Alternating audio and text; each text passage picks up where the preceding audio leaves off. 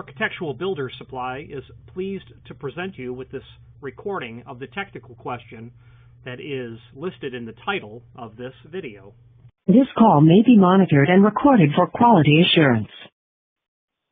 Thorough and very, you should be like an engineer or something. You're like very, to the millimeter, that type guy. That's good though. Anyway, enjoy your videos. That's what led me to you. It was hard to find your company. There's a lot of architectural builder companies on the net. I'm like, I want this guy. All right, so I got you. All right, so I'm doing a storefront, business storefront. It's like from the 70s. Okay, I'll catch you later. Okay. All right, so I'm doing a storefront. It's all glass, aluminum frame door into an aluminum frame, deadbolt kind of. That's what's there now. It's a hook deadbolt, which is what's there right now. Okay. And deadbolt on both sides, lock on both sides. So I want to do an access control where it's a card key or a keypad type access card or keypad situation. And I want to do like either electrified latch in the frame or electrified latch in the door with a door transfer into the door. I just saw a video you did on that little armored cord you did in armor. You just didn't do it. You probably did it a while ago. But yeah, it was the armored cord that you had that you ran wires through.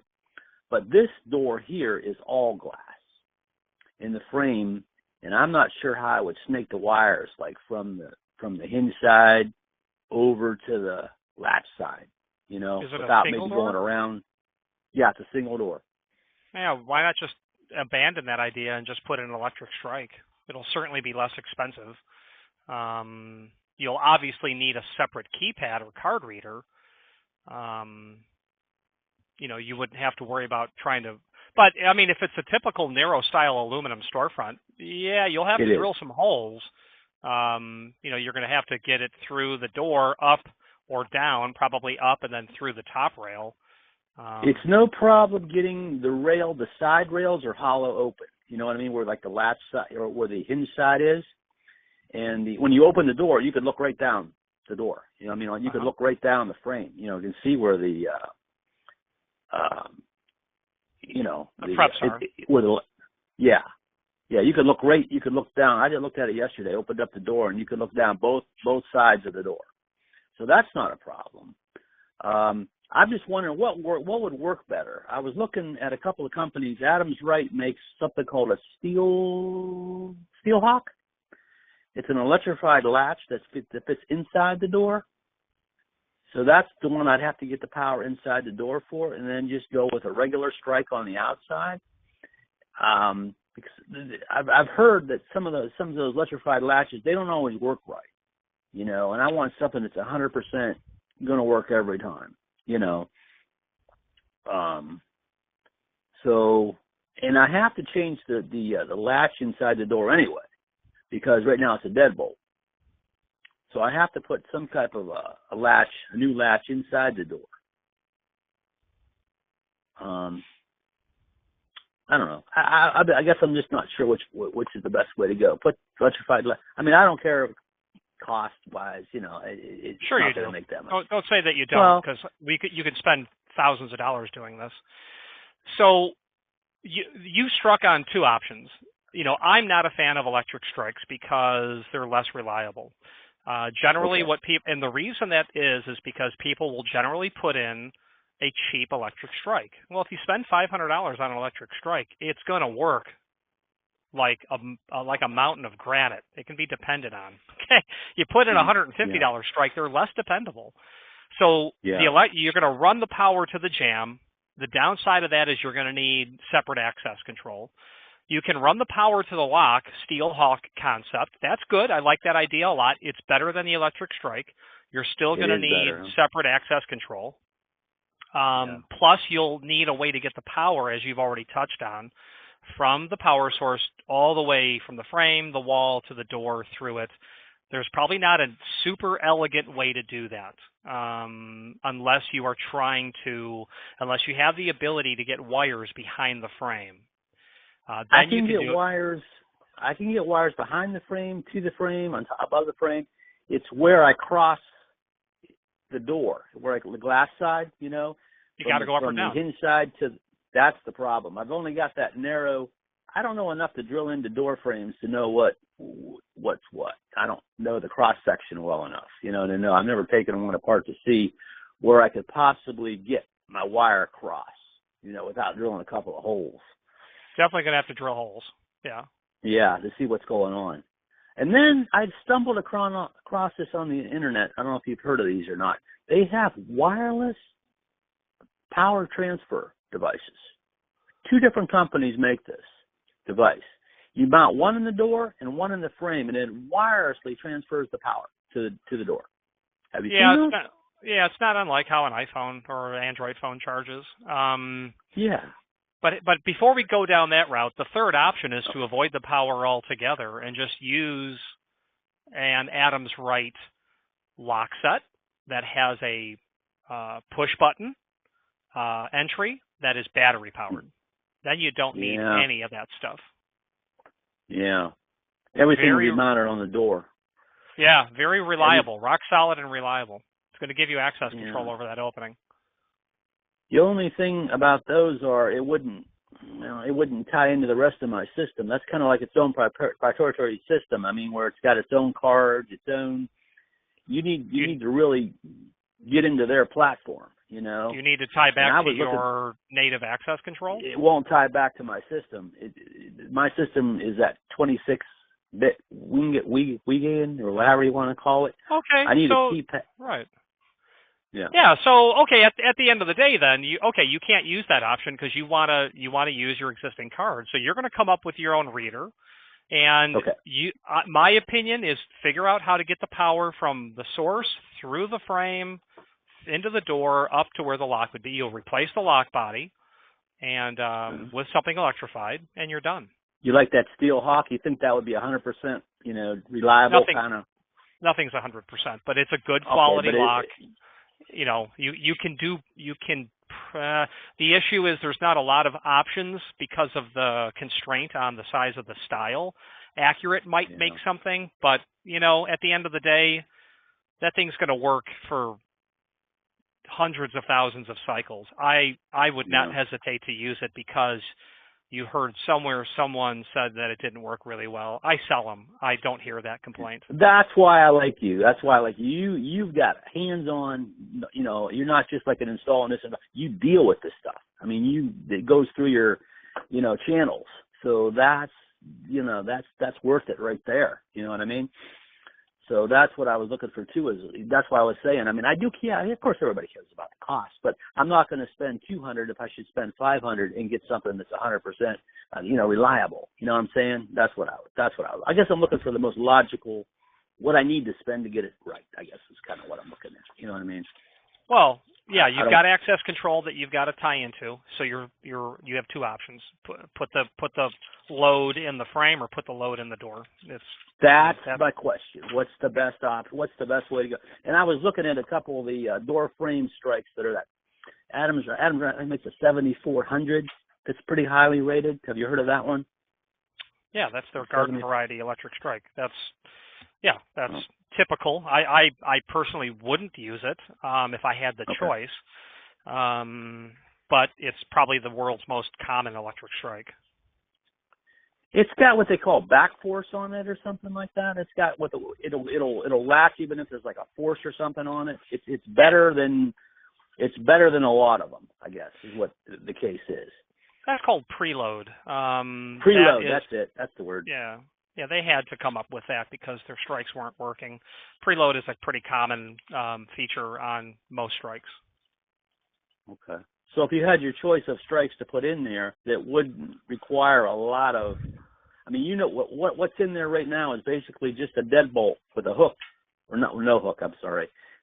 Just basically when you turn the lock key, it goes into that frame and that's it. So basically you just have a cutout into that frame that has to be modified for this. If I go that route, that has to be trimmed out. So what would you recommend putting in that narrow style aluminum frame as an electrified latch, I guess? As a latch or a strike? Strike. I'm sorry, strike. Well, first of all, there's nothing wrong with the 7400. I'm just saying I wouldn't Okay. personally use it. I would, because I'm in the hardware business, I would use something that would be substantially more bulletproof, with a much larger solenoid that is, capable of millions of cycles. I would use something by Von Duprin or Folger Atom. I would have to first make sure that I could fit it into my wall construction. But there's nothing. Don't hesitate to use the 7400. That strike is fine. Your question was, what would I use? I would use something. What would you use? Then my second question was, what would fit that wouldn't require a lot of cosmetic, surgery as far as cutouts and this and what wouldn't look like it was like, ridiculous. I guess is So I come up with this one because it was just a lower profile. It looked like it wouldn't require a lot of modifications. It's got a good reputation. That's why I ended up. That's why I did. Yeah, absolutely. I mean, it will require less frame modification than other strikes. Absolutely. So that was one of my reasons for going that route. If I went that route, I think it's a good route to go. Okay. And then now getting power into the door frame, like that cord deal, won't work for me because I don't have the room inside the door for it to, to play out, so to speak. If I go with that channel route, so I might how do I, that power transfer business? I don't know how I'm going to do that. Access control after the door is built is often a challenge. That's for sure. Well, I mean, they've got that cord that's runs at a horizontal or something like that, and it fits in there, and you got to cut out a channel for it to fit into. Or you do the cord, the armored cord. Everybody has seen those, right? Just 18 inches of flexible conduit. Yeah, flexible conduit, which I really don't want to do. The door only opens 100. It only opens 90 degrees because there's a wall on the other side. So it doesn't even have to go all the way back. I just need to get power from the frame to the door. If I go that route, I could maybe just go with just a short piece of flex, armored flex, just from the door to the frame. Not even have to do that big loop and all that other business. Maybe it wouldn't look as bad. I don't think it'll look awful. I mean, you see them at hospitals all the time. Oh, I know. Those are all electrified doors, and the latches are inside the door, and they must do that for a reason, because that's what I figure. I mean, they're dealing with those ugly cords, but they're all that way. Well, it's an afterthought. That's why you see them. Oh, it's an afterthought. What do you think about those power transfer devices? There's two companies making them. The wireless. I'm not familiar with them directly. I know that they exist. I don't know what their electrical profile is. Can they produce the amps necessary, or is that for something that sips amperage? Electric strike doesn't take much amperage. Maybe you got to count on maybe a third of an amp at the most, or a quarter of an amp. That would be powering that Steelhawk deal. That would be powering that.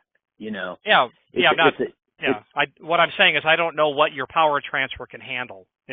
You can run 4 amps to it. That doesn't mean it can deliver 4 amps. You'd have to find out. Well, they tell you right off the bat, gap is important. You can't have much gap. And number 2 is it's, what do you call it, temporary, or, it's just like for quick. It's not continuous power. It's only, it's intermittent. It's only an intermittent deal, and that's it, But, that would go into the frame, or that would go into the lock side. And they would go towards the top. That would just get your power from the frame to the door, and then get right into the latch side. Do it.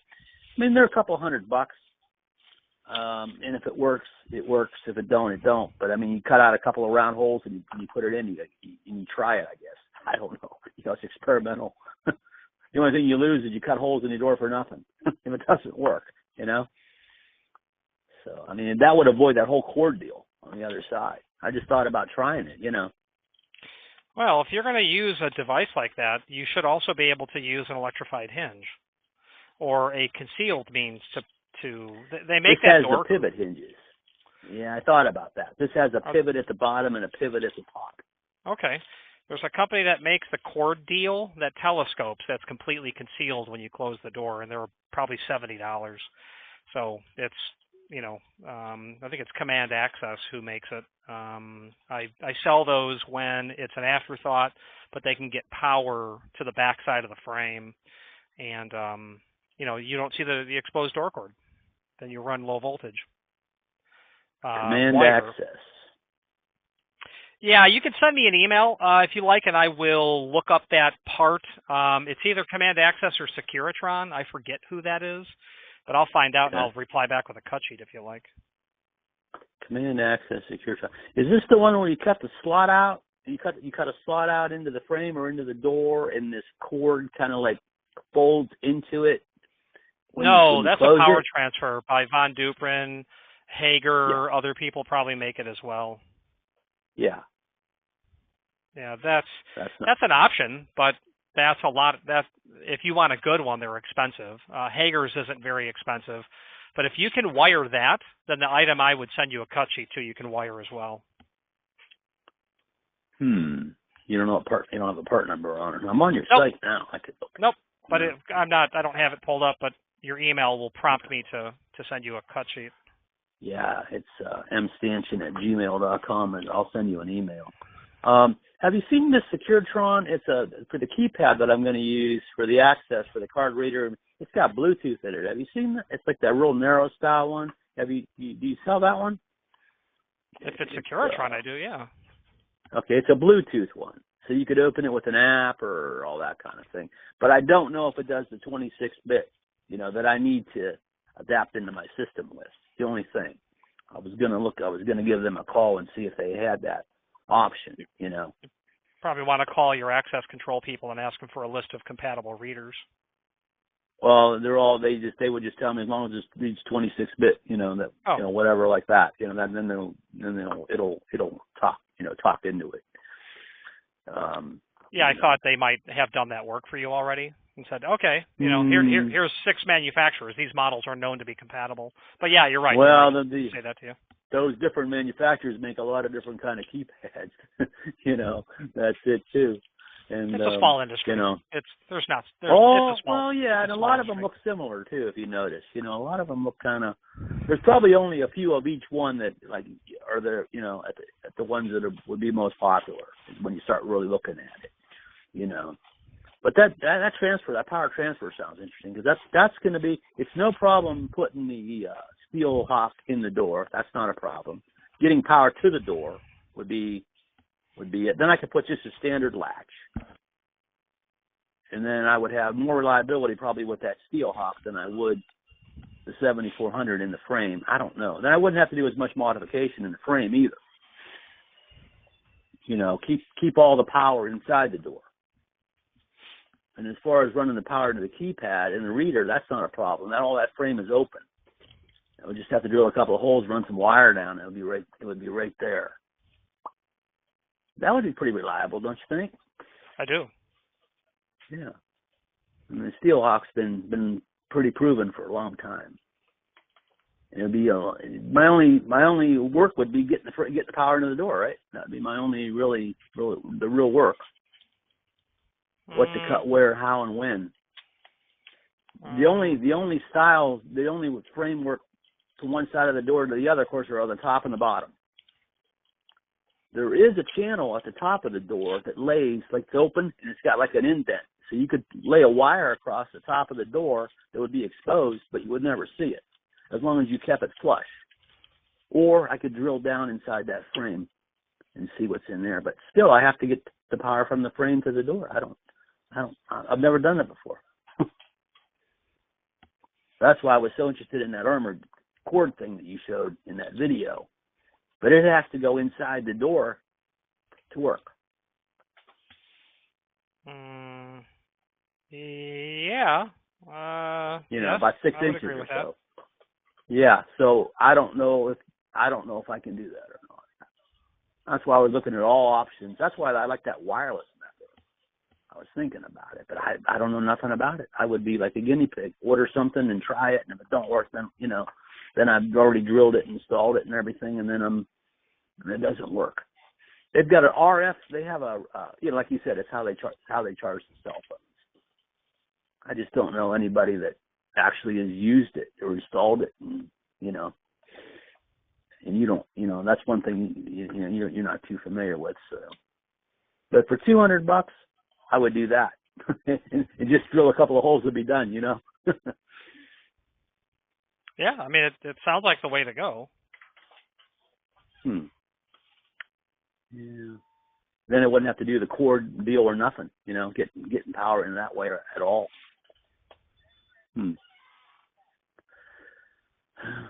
Okay. Well, all right. I'll send you an email for that cord, deal. But if I do the strike, I would do the 7400. You don't have a problem with that. You think that's a pretty good way to go, or the Steel Hawk? I don't think there's anything wrong with it. Yeah. And so you kind of get a good overall picture of what I'm trying to accomplish, I think. I think I've got a grasp on what you're wanting to do. Yes. That's what I'm trying to. I'm trying to give you an overall picture. Mission accomplished. Yeah, I know what you're doing. So what would you, if you were me, and you know what you know? If I was you, I would determine if I can get wire through the door. If I can't, then I'm stuck with working in the frame. If it was me, I would get wire through the door. Okay. You've got to decide if you can bring that train into the station. I like your thinking. Okay, so I'm better off getting wire into the door. Absolutely. Okay. Then I'm gonna do that. I'm gonna figure out how to do it. Then I'm gonna get that Steel Hawk latch and just put a regular strike on the door, on the frame. Right? Yes, and just be mindful that you've got to think about wires for the switch. You've got to be sure that you have a code-compliant means of egress. And after that, you're in good shape. What's gonna, are you going to be able to use the existing hardware that you have now? You've also got to make sure that the Steel Hawk is available in the right back set of the hook bolt that you currently have. You'll have to make sure that you can buy the Steel Hawk and it's going to utilize the same function holes as your existing lock. So you'll need to compare templates in that regard. But if all that's a green light, I would pursue that path. And if any of it's not... Have back sets changed the standard over the years? Like this place was probably built back in the 70s. Was there more of a standard of back set back then? I think this is like 1-inch back set, something like that. I think the back set, trends do develop and back sets change. The back set is more of a consequence of the amount of style you have. So, let's say they made an 1.5-inch back set in that lock, but you can't use it because your style is 1 3/4, so they'll put on there what you can use. Yeah, I mean, it depends on your style width. Whatever the back set is that you have, you got to make sure you can get that Steel Hawk in that same back set, and then of course the center line for the function holes that you'll have to drill. That's what I was looking at. I was not trying to measure in the three standards, 32, 30 seconds, whatever they are. They're so darn close that it's hard to determine exactly what it is. You know what I mean? They're close. You have to be exact. You can't. Yeah, you have to be exact. I know. Yeah. That's what I'm saying. And they're so darn close to each other. Those three are so close in size that, it's like I measured it like 6 times and I'm like, I'm not sure. Is it 1 inch? Is it 32, 30, 33 seconds? It's that close. Well, I'm lining up with the key. There's not a 1-inch back set. It's 31, 30 seconds. No, not for 1 inch inch. and an eighth. Yeah. Inch and an eighth is a very common one. They're all common. And if it's a bevel door, you've got to measure from the center of the thickness of the door. Yeah, it's not bevel. It's just square edge. Okay, yeah, that's easy at least. It's a square edge, and I was measuring right to the center line of the keyhole. That you can't go wrong with that, right? No, you can't go wrong with that. No. Okay, so if it's either 1 1/8 or 31, 30 smaller. seconds is another. Yeah. It's either 1 inch or slightly shy, or it's clearly more than 1 inch. And obviously, you're not going to use a 24-foot Stanley for laying out lumber when you're measuring for door hardware. Tape. Yeah. You're going to get a combination square or a caliper or something accurate. Yeah, I'm going to get something more accurate. I'm thinking 31, 30 seconds is probably what it is. It could be. Which is slightly smaller than 1 inch. So you're either slightly smaller than 1 inch or over an inch, right? That's it. Yeah, you're either 1 inch or slightly less, or clearly more than is the way I like to put it. It's clearly more than. That's how I'm going to look at it. So I get the Steelhawk, put it in there, figure out. You said there's someone that makes now the pivot hinges. You know what I'm talking about. There's a pivot at the top and a pivot at the bottom. So I can retrofit those hinges into electrified hinge? I didn't say Is that. what you're saying? No, Okay, I didn't think so. Yeah. Okay. You can is the answer. I mean, technically anything's possible, but that wouldn't be the path you I don't go. see anybody selling anything like that. Now, if it was a standard hinge, I do see those being sold. No, you can definitely buy power transfer top pivots. Oh, I've never seen them. Okay. Yep.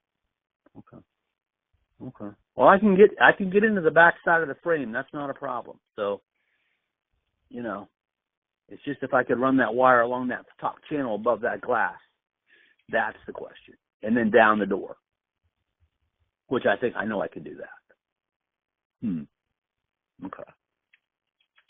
All right. Well, any suggestions on keypads or, anything any suggestions there on a narrow style mullion keypad?